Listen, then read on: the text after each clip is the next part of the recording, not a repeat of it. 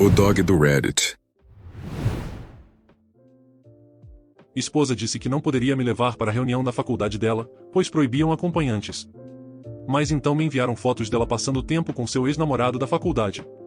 6 semanas atrás, minha esposa de 7 anos de relacionamento, Lisa, comentou que estava planejando participar da reunião de 10 anos da faculdade no Colorado e perguntou se eu gostaria de acompanhá-la, explicando que seria um fim de semana descontraído, onde todos levariam seus parceiros.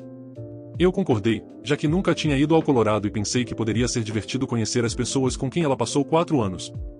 Lisa parecia empolgada com a viagem e comentou sobre trilhas para caminhadas que poderíamos explorar e restaurantes que deveríamos experimentar. Ela até sugeriu prolongar a estadia por alguns dias a mais para fazer uma mini-férias. Reservamos os voos juntos e tirei folga do trabalho. Comprei novas botas de caminhada e uma jaqueta adequada para o clima do Colorado. Lisa e eu passamos as noites olhando fotos dos tempos de faculdade dela, e ela me apresentou alguns amigos que eu conheceria. Havia o Mark, que tinha estado no nosso casamento com sua esposa, Jennifer, que apresentou a Lisa ao seu primeiro emprego, e o Carlos, que organizava uma corrida beneficente anual da qual Lisa participava. Notei que ela nunca mencionou Tyler, seu namorado da faculdade, embora soubesse por conversas anteriores que ele fora uma parte importante da experiência universitária dela. Eles namoraram por quase 3 anos antes de terminarem no último ano.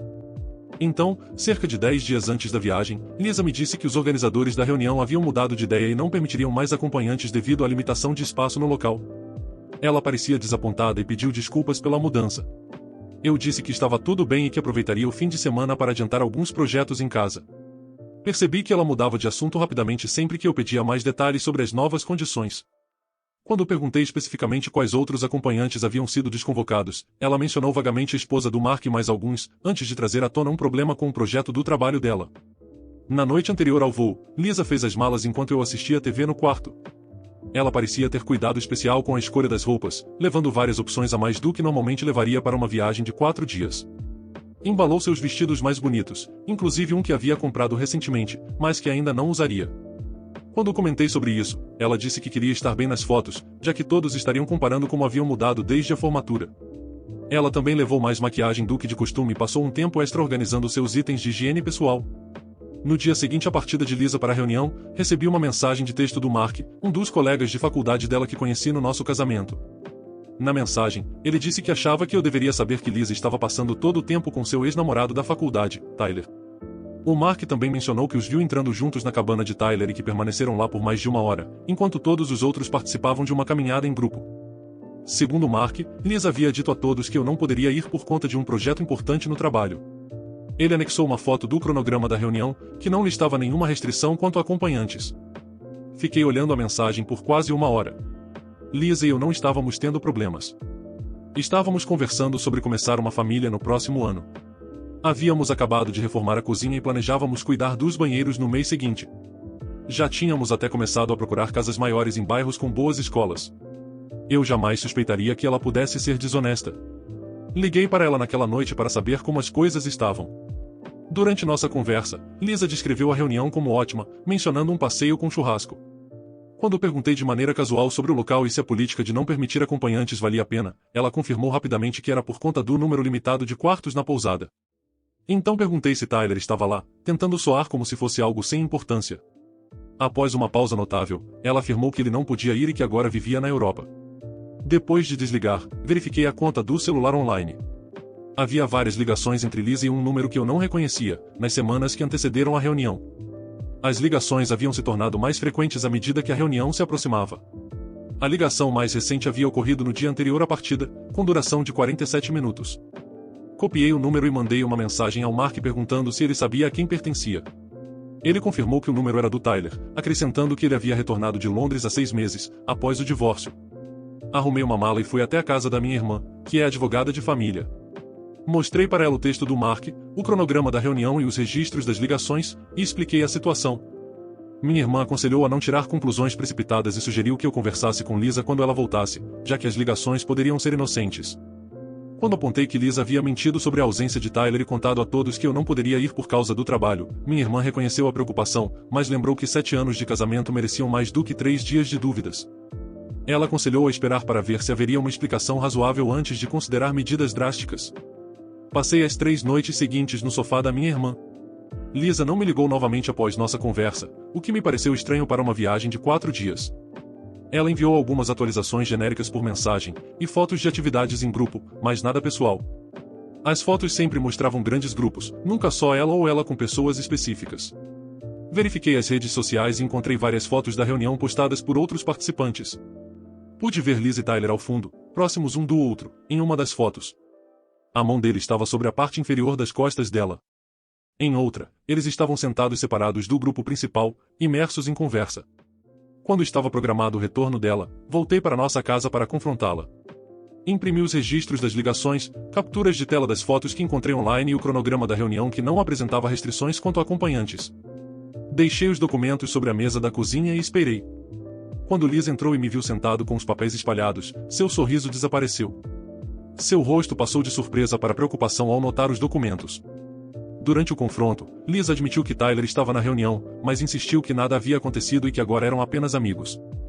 Quando questionei sobre suas mentiras, ela confessou que os organizadores na verdade não haviam proibido acompanhantes.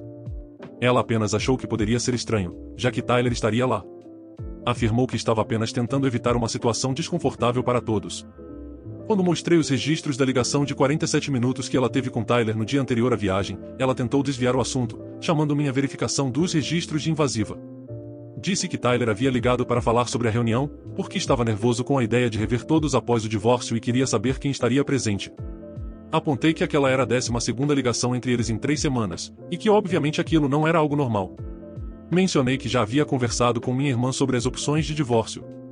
Lisa ficou visivelmente chateada. Mas ela insistiu que nada havia acontecido com Tyler, alegando que estava apenas sendo amiga de alguém que enfrentava um momento difícil após um divórcio. De acordo com a explicação dela, quanto a um detalhe que perguntei, eles foram até a cabana de Tyler apenas para buscar algo que ele não encontrou no carro, e o Mark não os viu saindo provavelmente porque já tinha ido para sua caminhada. Ela insistiu que estava apenas ajudando Tyler devido ao divórcio dele, e até pagou parte das refeições dele, pois ele estava entre empregos.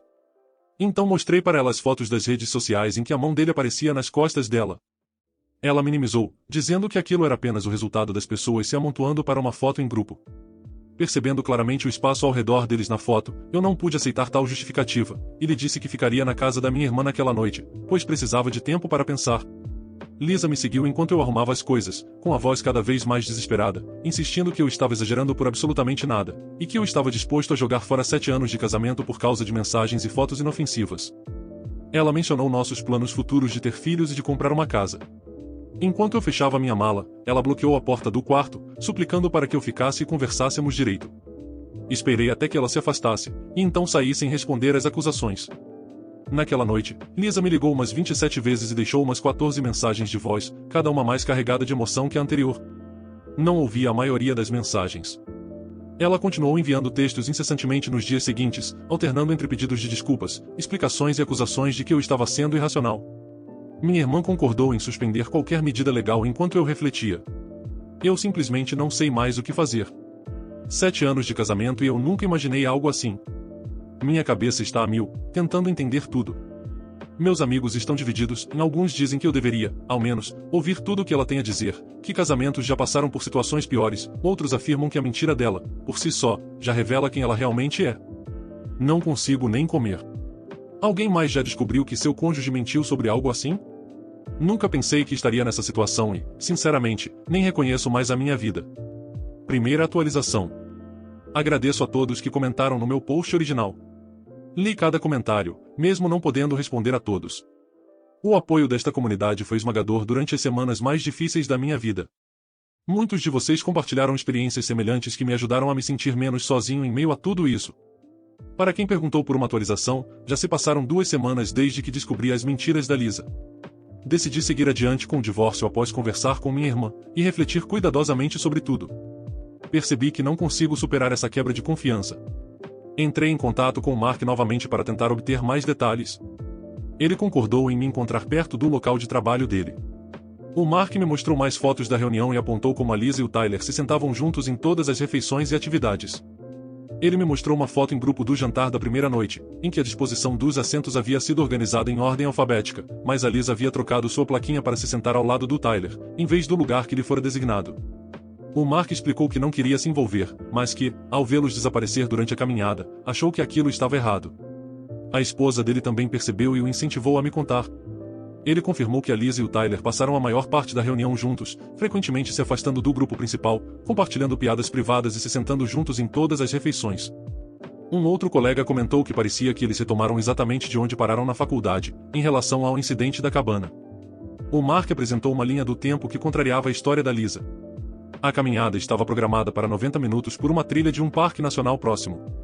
A Lisa e o Tyler desapareceram cerca de 15 minutos depois do início da caminhada, alegando que haviam esquecido algo nas cabanas e que se encontrariam com o grupo depois. Eles não estiveram presentes quando o grupo retornou e não compareceram ao almoço pós-caminhada. Apenas reapareceram cerca de 30 minutos depois que todos haviam terminado de comer, tornando a ausência deles muito mais longa do que os poucos minutos que a Lisa havia afirmado. O Tyler ainda fez uma piada sobre se perder na trilha, o que deixou várias pessoas desconfortáveis, dada a evidente ausência deles. Quando perguntei por que ele decidiu me contar, o Mark explicou que ele e a esposa já haviam passado por uma traição anos atrás, e só conseguiram superar porque a verdade veio à tona imediatamente. Ele acredita que segredos destroem casamentos mais rapidamente do que erros e achou que eu merecia saber o que estava acontecendo.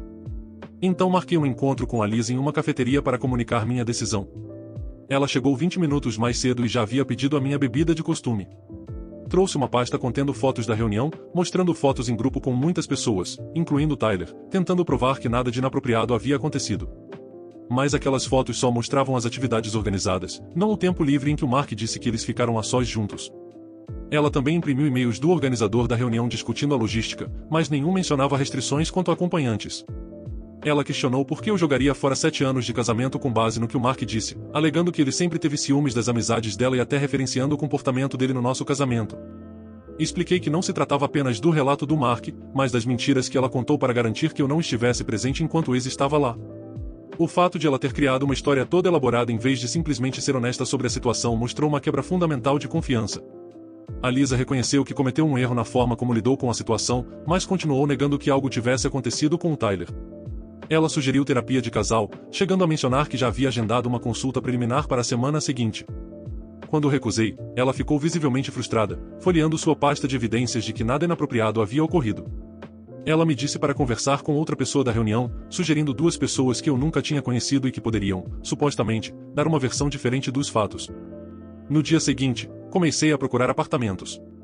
Encontrei um perto do meu local de trabalho e assinei um contrato de 6 meses. Paguei o depósito e o primeiro mês de aluguel com minha conta pessoal, em vez da nossa conta conjunta. Quando informei a Lisa que eu iria me mudar, ela então ligou para os seus pais. Eles vieram naquela noite e tentaram intervir com o pai dela, enfatizando que todo casamento passa por fases difíceis, e que a mãe dela chorava e implorava para que tentássemos a terapia de casal, antes de tomar decisões definitivas. O pai dela mencionou os próprios erros do passado, que a mãe dela havia perdoado, sugerindo que a situação era semelhante. No fim de semana seguinte, levei a maioria dos meus pertences para o pequeno apartamento. 2 amigos me ajudaram a transportar minhas coisas enquanto a Lisa estava na casa dos pais dela. Deixei uma nota detalhando quais móveis eu havia levado e quais itens eu devolveria depois. A Lisa começou a contar aos nossos amigos a versão dos acontecimentos, retratando o Mark como um encrenqueiro e me pintando como alguém irracional. Ela alegou que eu havia interpretado mal interações inocentes e reagido exageradamente, sem dar a ela a chance de se explicar. Minha irmã protocolou a papelada inicial do divórcio, citando diferenças irreconciliáveis. A Lisa mandou mensagem dizendo que ainda esperava que eu mudasse de ideia antes que as coisas avançassem demais. Quando não respondi, ela enviou um e-mail com links de terapeutas matrimoniais na nossa região, afirmando que havia pesquisado as credenciais deles e encontrado um especializado em reconstruir a confiança. Eu ainda não abri os links, e realmente não acho que isso mudará muita coisa. Vocês acham que isso pode ajudar a fazer tudo ficar mais fácil? Só estou tão perdido agora. Segunda atualização. Já se passou um mês desde a minha última atualização. O divórcio está em andamento. A Lisa inicialmente contestou, alegando que diferenças irreconciliáveis não eram um motivo válido, dadas as circunstâncias. Minha irmã explicou que isso era apenas uma tática para atrasar, pois o nosso estado permite o divórcio sem culpa, independentemente de objeções.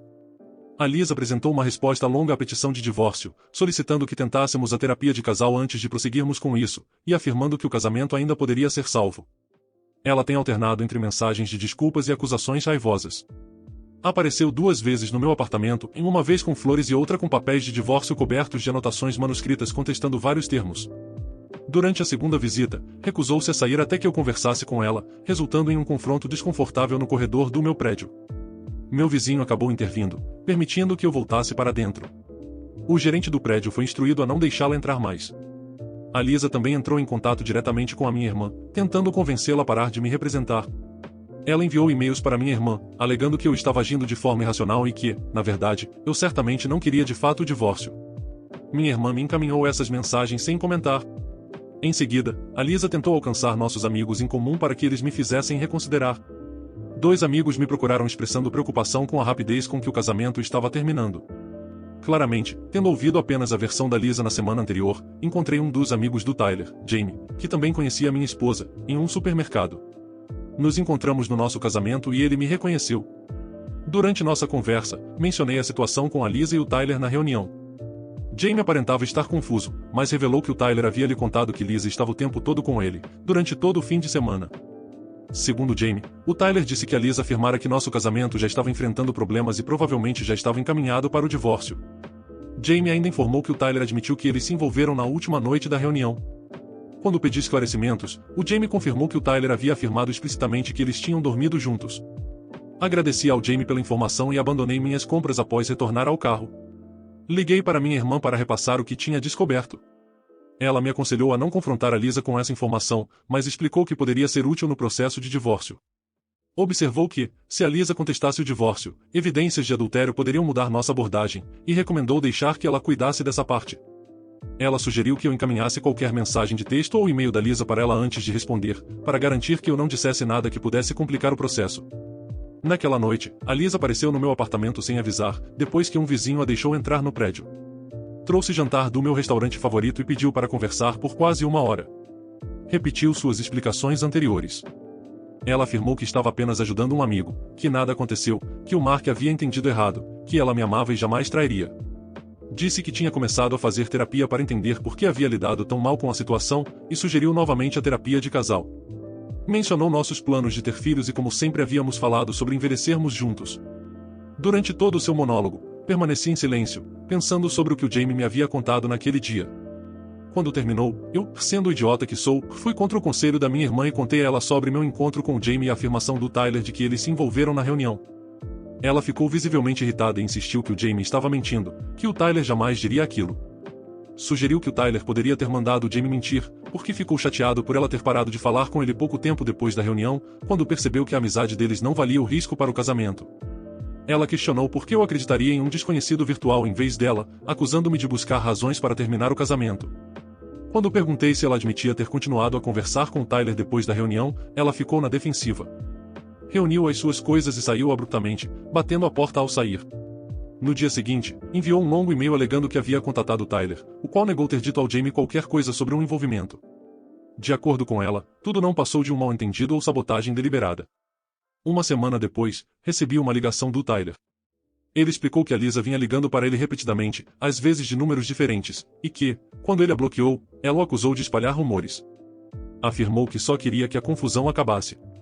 Quando perguntei diretamente se ele havia dito ao Jamie que ele e a Lisa dormiram juntos, o Tyler admitiu ter exagerado ao falar com o Jamie. Ele alegou que ele e a Lisa passaram muito tempo juntos na reunião, mas que só se beijaram, não chegaram a dormir juntos. Disse que o beijo aconteceu na noite final, após ambos terem bebido no jantar de despedida. O Tyler acrescentou que a Lisa lhe disse que nosso casamento estava enfrentando problemas, afirmando que não estávamos mais conectados ultimamente, e que ela estava confusa sobre o que queria. Ele disse que foi ela quem iniciou a maioria das interações na reunião, procurando durante as atividades e sugerindo encontros privados. Quando mencionei que havíamos planejado ter um bebê no ano seguinte e que não estávamos tendo problemas, o Tyler pareceu surpreso.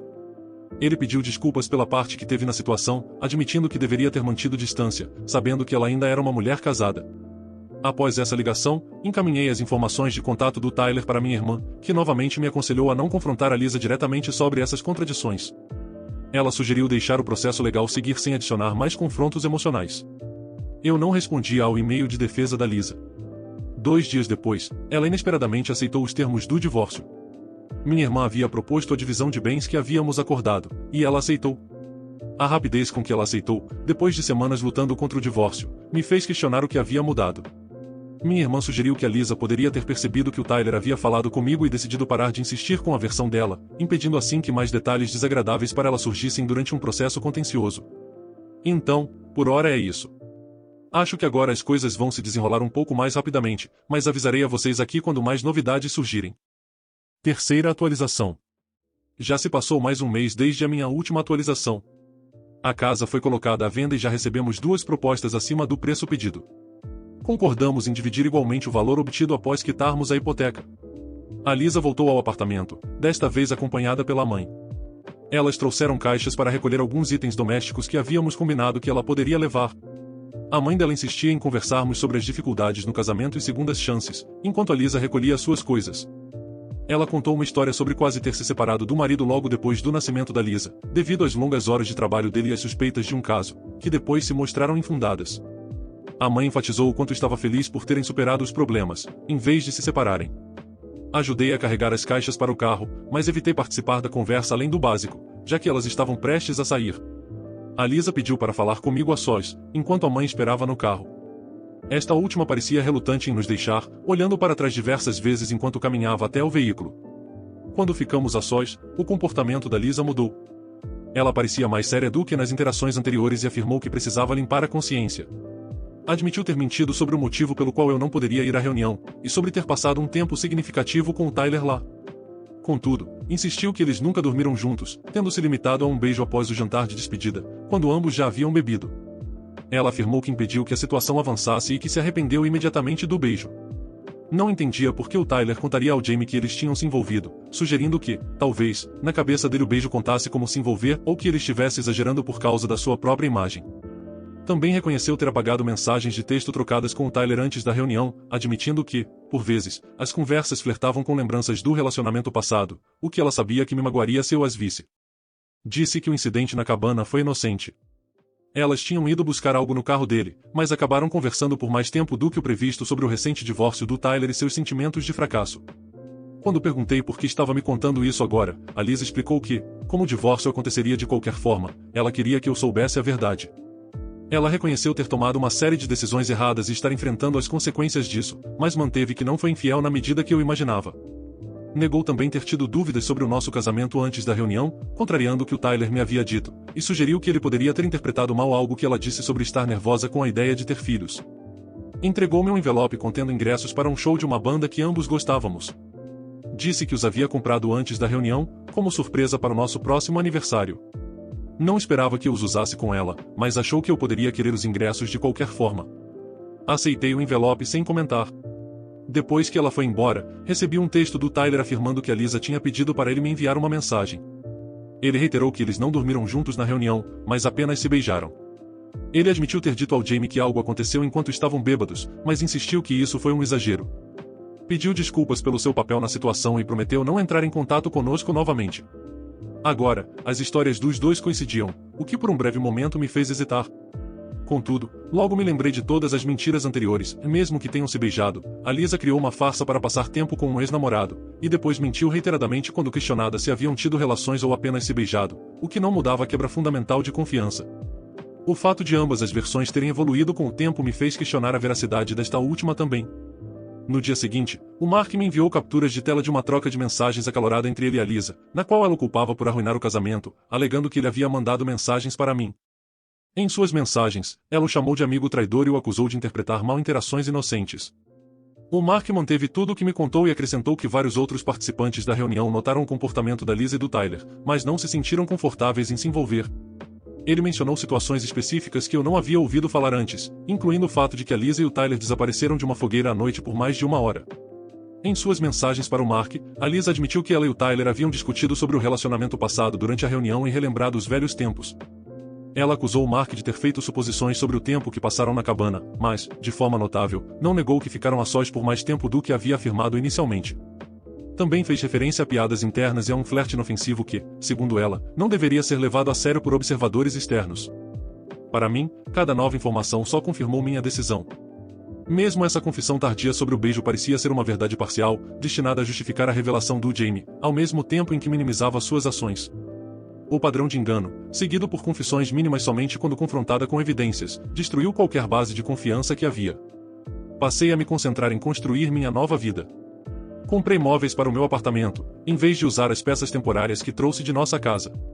Minha irmã me apresentou ao amigo do marido dela, que precisava de ajuda para reformar o porão, que se tornou um projeto para ocupar minhas noites e finais de semana. A Lisa parou de entrar em contato com tanta frequência. Segundo amigos em comum, ela anda dizendo que cometeu um erro, mas que a minha relutância em perdoar é a verdadeira razão do fim do nosso casamento. Alguns acreditam nela, outros, não. Parei de tentar corrigir os fatos ou defender minha decisão. Quem me conhece entende, e quem não me conhece não é importante para o meu futuro. O divórcio será finalizado nos próximos meses, de preferência espero que o mais breve possível. Em breve, trarei novas atualizações, e que espero que sejam as últimas dessa novela. Quarta atualização. O divórcio finalmente foi finalizado na semana passada. Eu esperava receber os papéis finais sem nenhum drama. Mas não foi isso que aconteceu. 2 dias antes do divórcio se tornar oficial, recebi mais um e-mail da Lisa. O assunto era a verdade completa. Quase apaguei sem ler, mas a curiosidade me venceu. A Lisa finalmente admitiu que ela e o Tyler realmente dormiram juntos durante a reunião, não apenas uma vez, mas 2 vezes. Ela afirma que lutou tanto contra o divórcio no início porque não conseguia encarar e admitir a verdade completa nem para si mesma.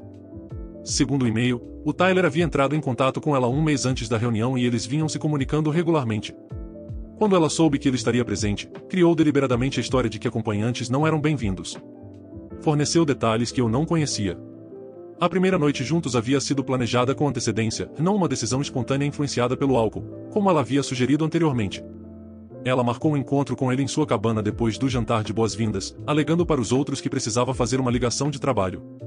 O segundo encontro ocorreu após o jantar de despedida, quando a maioria dos participantes estava distraída com atividades em grupo.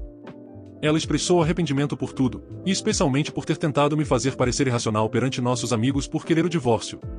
Admitiu ter manipulado a situação ao admitir apenas partes da verdade quando confrontada com evidências.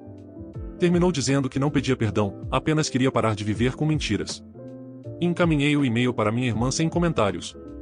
Ela me ligou imediatamente para saber se eu estava bem. Confirmei que sim, pois suspeitava disso o tempo todo. Quando ela perguntou se eu queria usar essa confissão no processo de divórcio, recusei, afirmando que os termos estavam justos como estavam e que eu só queria que tudo terminasse. A documentação foi arquivada nos meus registros, mas não vi vantagem em usá-la para punir ainda mais a Lisa. Eu não respondi ao e-mail da Lisa. Não havia mais nada a dizer.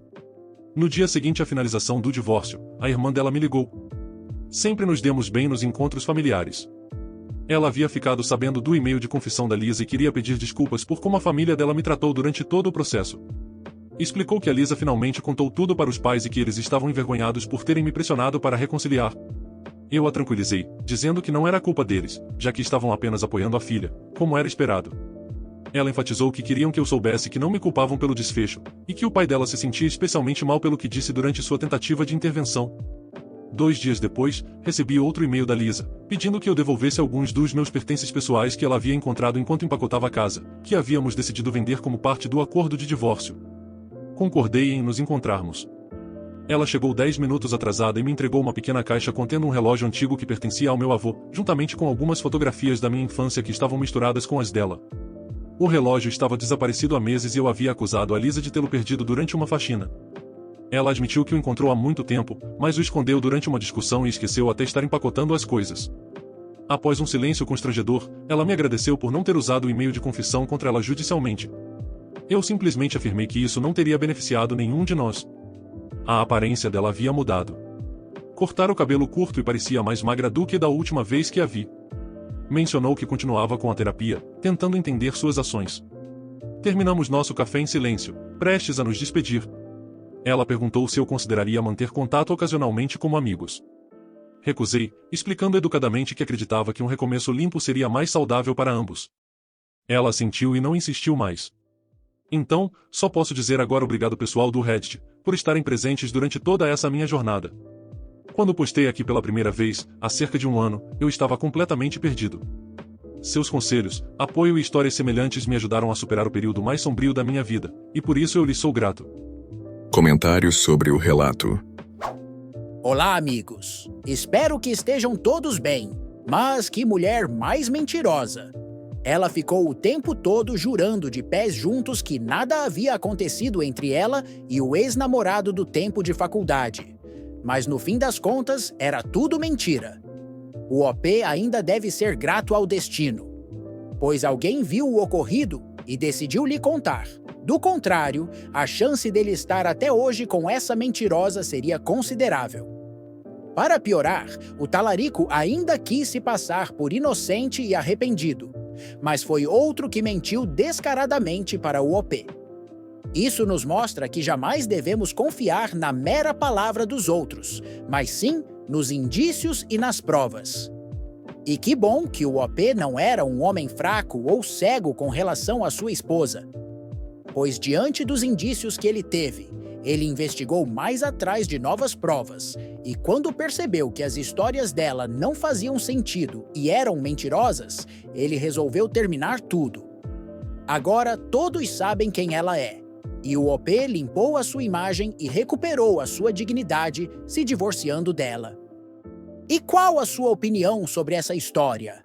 Me diga nos comentários. E não se esqueça de se inscrever aqui no canal. Muito obrigado por tudo. Valeu e abraço! Espero que tenham curtido o vídeo de hoje. Um agradecimento especial aos membros do canal pelo suporte. Todos vocês ajudam demais. Considere você também se tornar um membro e se juntar à matilha. Muito obrigado por assistir. Inscreva-se e deixe o like. Abraços.